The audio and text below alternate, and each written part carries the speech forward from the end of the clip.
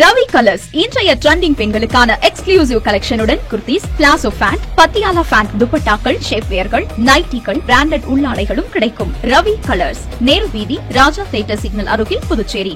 வணக்கம். முக்கிய செய்திகள். புதுச்சேரி பாரதிய ஜனதா நிர்வாகி கொலை வழக்கில் சிபிஐ விசாரணை தொடங்கியது. கொலை நடந்த இடத்தை பார்வையிட்ட அதிகாரிகள் குற்றவாளிகளையும் விசாரிக்க திட்டம். புதுச்சேரியில் அரசு மேல்நிலைப் பள்ளிகளில் 11ஆம் வகுப்புக்கு மாணவர்கள் சேர்க்கை. மாணவர்கள் உரிய ஆவணங்களுடன் கலந்தாய்வில் பங்கேற்க வேண்டும் என பள்ளி கல்வித்துறை அறிவுறுத்தல். ஆன்லைன் மூலம் பொருட்கள் வாங்க நினைத்து பணத்தை இழந்த நபர். புகாரின் அடிப்படையில் புதுச்சேரி சைபர் கிரைம் காவல்துறையினர் விசாரணை. புதுவை முதலமைச்சர் ரங்கசாமியின் பிறந்தநாளை முன்னிட்டு நடைபெற்ற பள்ளி மாணவர்களுக்கு இடையிலான கால்பந்து போட்டி. சாம்பியன் கோப்பையை தட்டிச் சென்றது ஜீவானந்தம் அரசு பள்ளி. இனி விரிவான செய்திகள். புதுச்சேரி கருவடிக்குப்பத்தை சேர்ந்த உமா சங்கர் என்பவர் பாரதிய ஜனதா கட்சி நிர்வாகி ஆவார். இவர் கடந்த ஏப்ரல் மாதம் வெட்டி படுகொலை செய்யப்பட்டார். இது தொடர்பாக லாஸ்பேட்டை காவல்துறையினர் வழக்கு பதிவு செய்து விசாரணை நடத்திய நிலையில் கருவடிக்குப்பம் சாமிப்பிள்ளை தோட்டம் பகுதி ரவுடி கர்ணாவும் அவரது கூட்டாளிகளும் கொலை செய்தது தெரியவந்தது. இதனையடுத்து கர்ணா உட்பட 15 பேரை லாஸ்பேட்டை காவல்துறையினர் கைது செய்து சிறையில் அடைத்தனர். இந்த நிலையில் உமாசங்கரின் தந்தை காசிலிங்கம் தனது மகன் கொலையில் அரசியல் பிரமுகர்கள் தொடர்பு இருப்பதால் சிபிஐ விசாரணை செய்ய வேண்டும் என சென்னை உயர்நீதிமன்றத்தில் மனு தாக்கல் செய்திருந்தார். மனுவை விசாரித்த உயர்நீதிமன்ற நீதிபதி வேல்முருகன் உமாசங்கர் கொலை வழக்கை சிபிஐ விசாரணை செய்ய உத்தரவிட்டார். அதனைத் தொடர்ந்து கடந்த சில நாட்களுக்கு முன்பு சிபிஐ அதிகாரிகள் கொலை வழக்கு தொடர்பான கோப்புகளை லாஸ்பேட்டை காவல்துறையினரிடம் இருந்து பெற்றனர். அதனைத் தொடர்ந்து சென்னை சிபிஐ டிஎஸ்பி தலைமையில் 6 பேர் கொண்ட குழு விசாரணையை தொடங்கினர். இந்நிலையில் உமாசங்கர் கொலை செய்யப்பட்ட கருவடிக்குப்பம் சாலையில் சம்பவம் நடைபெற்ற இடத்தை அவர்கள் பார்வையிட்டனர். அதனைத் தொடர்ந்து குயில்தோப்புக்கு சென்ற அவர்கள் பின்னர் லாஸ்பேட்டை காவல் நிலையத்திற்கு சென்று கொலை வழக்கு விசாரணை செய்து அதிகாரிகளை சந்தித்து பேசினர். மேலும் இந்த கொலை வழக்கில் கைது செய்யப்பட்டுள்ள ரவுடி கர்ணா உள்ளிட்டோரிடமும் விசாரணை நடத்தவும் திட்டமிட்டுள்ளதாக தகவல் வெளியாகியுள்ளது. 2025-26 கல்வியாண்டில் புதுச்சேரி பகுதியில் உள்ள அரசு மேல்நிலைப் பள்ளிகளுக்கு 11ஆம் வகுப்பு சேர்க்கைக்காக விண்ணப்பித்து கலந்தாய்வின் போது இடம் கிடைக்கப் பெறாதவர்களும் அண்மையில் 10ஆம் வகுப்பு துணை பொதுத் தேர்வில் தேர்ச்சி பெற்றவர்களும் மற்றும் இதுவரை எந்த ஒரு பள்ளியிலும் சேராத மாணவ மாணவியர்களுக்கும் இறுதி வாய்ப்பாக கலந்தாய்வு நடத்தி 11ஆம் வகுப்பில் சேர்க்கை ஆணை வழங்கப்பட உள்ளது. எனவே 11ஆம் வகுப்பில் சேர விரும்பும் மாணவ மாணவியர்கள் பெற்றோருடன் தங்களின் 10ஆம் வகுப்பு மதிப்பெண் நகல் மற்றும் மாற்று சான்றிதழ் ஆகியவற்றுடன் குருசுக்குப்பம் ஸ்ரீ என்கேசி அரசு மேல்நிலைப் பள்ளியில் நடைபெறும் கலந்தாய்வில் கலந்து கொள்ளுமாறு அறிவுறுத்தப்பட்டுள்ளனர். மேலும் புதுச்சேரி குடியிருப்பு பெறாத மாணவர்கள் ஆகஸ்ட் 11ஆம் தேதி அன்று மாலை 2:30 மணிக்கு கலந்தாய்வுக்கு வருமாறு கேட்டுக் கொள்ளப்பட்டுள்ளனர். இதேபோல் 499 முதல் 300 வரை மதிப்பெண் பெற்ற மாணவர்கள் ஆகஸ்ட் 7, 8 மற்றும் 11ஆம் தேதியும் காலை 9:30 மணிக்கும், இதேபோல் 299 முதல் 175 மதிப்பெண்கள் வரை பெற்றுள்ள மாணவர்கள் ஆகஸ்ட் 7, 8 மற்றும் 11 ஆகிய தேதிகளில் காலை 11:30 மணிக்கும் குருசுக்குப்பம் ஸ்ரீ என்கேசி அரசு மேல்நிலைப் பள்ளியில் நடைபெறும் கலந்தாய்வில் கலந்து கொள்ளுமாறு இணை இயக்குநர் சிவகாமி வெளியிட்டுள்ள செய்திக்குறிப்பில் கூறப்பட்டுள்ளது. லாஸ்பேட்டையை சேர்ந்த ஆண் நபர் ஒருவர் ஆன்லைனில் குறைந்த விலைக்கு விற்பனை செய்யப்படுவதாக வந்த பெயிண்ட் கம்பெனி விளம்பரத்தை பார்த்துள்ளார். இதையடுத்து 49,500 ரூபாய் முன்பணம் செலுத்தி பெயிண்ட் ஆர்டர் செய்துள்ளார். ஆனால் பொருள் வீட்டிற்கு வந்து சேரவில்லை. இதனால் லாஸ்பேட்டையை சேர்ந்த ஆண் நபர் சுற்றுலா தொடர்பாக ஆன்லைனில் தேடியுள்ளார். இதேபோல் லாஸ்பேட்டையை சேர்ந்த ஆண் நபர் ஒருவர் சுற்றுலா தொடர்பாக ஆன்லைனில் தேடிய போது அவரை தொடர்பு கொண்ட மர்ம நபர் ஒருவர் சுற்றுலா இடங்களை பார்வையிட பணம் அனுப்பும்படி கூறியுள்ளார். இதனை நம்பி அவர் 7,452 ரூபாயை அனுப்பி ஏமாந்துள்ளார். இதேபோல் சண்முகாபுரத்தை சேர்ந்த பெண் ஒருவர் வாட்ஸ்அப் மூலம் அடையாளம் தெரியாத நபருடன் பேசி பழகி வந்த நிலையில் அவருக்கு தன்னுடைய புகைப்படங்களையும் அனுப்பி வைத்துள்ளார். இதையடுத்து மர்ம நபர் பெண்ணின் புகைப்படத்தை மார்பிங் செய்து உறவினர்களுக்கு அனுப்பிவிடுவதாக கூறி மிரட்டியுள்ளார். இந்த புகாரின் பேரில் புதுச்சேரி சைபர் கிரைம் காவல்துறையினர் வழக்கு பதிவு செய்து விசாரணை மேற்கொண்டு வருகின்றனர். புதுச்சேரி முதலமைச்சர் ரங்கசாமியின் பிறந்தநாளை முன்னிட்டு கான்ஃபெட் சார்பில் 17 வயதுக்குட்பட்ட பள்ளி மாணவர்களுக்கு இடையிலான கால்பந்து போட்டி கோரிமேடு காவல்துறை மைதானத்தில் நடைபெற்றது.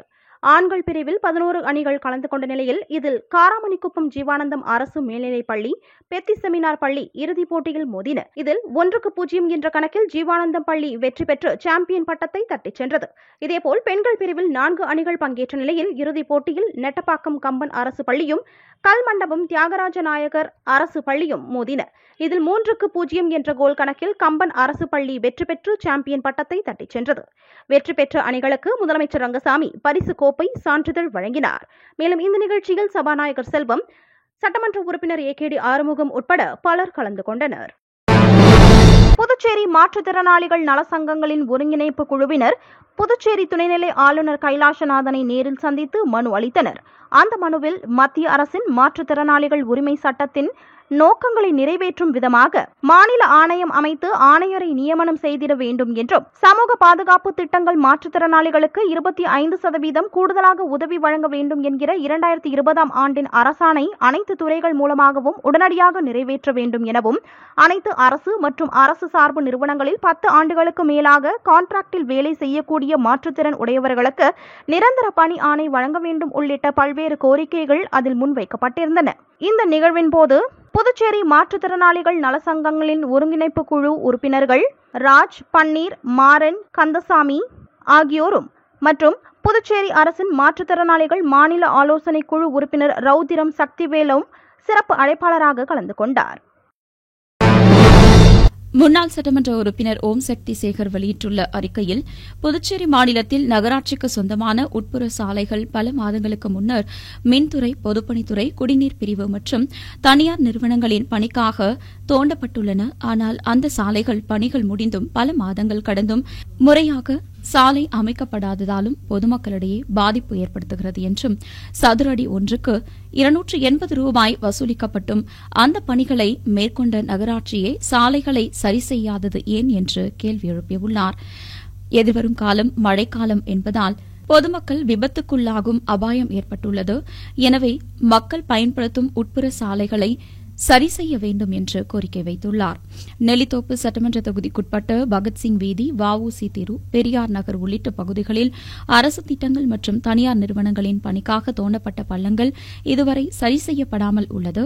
இது பொதுமக்களிடையே கடும் சிரமத்தை ஏற்படுத்தியுள்ளது என்றும், எனவே உள்ளாட்சித்துறை உடனடியாக இதற்கு உரிய நடவடிக்கை எடுத்து 1 வார காலத்திற்குள் பள்ளங்கள் மூடப்பட்டு சாலைகளை சீரமைக்க வேண்டும் என்று வலியுறுத்தியுள்ளார். தவறும் பட்சத்தில் அண்ணா திராவிட முன்னேற்றக் கழக உரிமை மீட்புக் குழுவின் சார்பில் புதுச்சேரி நகராட்சி அலுவலகம் முற்றுகையிட்டு மிகப்பெரிய போராட்டம் நடத்தப்படும் என்றும் அவர் அறிவித்துள்ளார். தென்னிந்தியாவில் தைவான் தூதரகமாக செயல்படும் சென்னையில் உள்ள தைபே பொருளாதாரம் மற்றும் கலாச்சார மையத்தின் இயக்குநர் ஜெனரல் ஸ்டீபன் எஸ்.சி. ஹுசோ புதுச்சேரி வந்திருந்தார். அரசுமுறை பயணமாக புதுச்சேரி வந்திருந்த அவர் புதுச்சேரி உள்துறை அமைச்சர் நமச்சிவாயத்தை மரியாதை நிமித்தமாக சட்டசபையில் சந்தித்து பேசினார். முன்னதாக அவர்களை வரவேற்ற அமைச்சர் நமச்சிவாயம் தைவான் தூதரக இயக்குநர் மற்றும் உடன் வந்திருந்த அதிகாரிகளுக்கு சால்வை அணிவித்து நினைவு பரிசையும் வழங்கினார். புதுச்சேரி குருசுக்குப்பத்தில் மாநில அளவிலான பெத்தாங் போட்டிகள் கடந்த 2ஆம் தேதி தொடங்கின. இதில் 44 கிளப்பை சேர்ந்த 366 அணிகள் கலந்து கொண்டன. இதனுடைய இறுதிப் போட்டி குருசுக்குப்பத்தில் உள்ள பெத்தாங் மைதானத்தில் நடைபெற்ற நிலையில் இறுதிப் போட்டியில் குருசுக்குப்பத்தை சேர்ந்த KRW மற்றும் வானரப்பேட்டையை சேர்ந்த பிளே பாய்ஸ் ஆகிய 2 அணிகள் மோதின. இதில் குருசுக்குப்பத்தை சேர்ந்த KRW அணி வெற்றி பெற்று கோப்பையை தட்டி சென்றது. இதில் வெற்றி பெற்ற அணிகளுக்கு பரிசுகள் வழங்கும் விழா நடைபெற்ற நிலையில் நிகழ்ச்சியில் புதுச்சேரி மாநில பாரதிய ஜனதா கட்சி தலைவர் VP ராமலிங்கம் கலந்து கொண்டு பரிசுகளை வழங்கினார். இந்த நிகழ்ச்சிக்கு ராஜ்பவன் தொகுதியின் பாரதிய ஜனதா கட்சி ஒருங்கிணைப்பாளர் நாகராஜன் முன்னிலை வகித்தார்.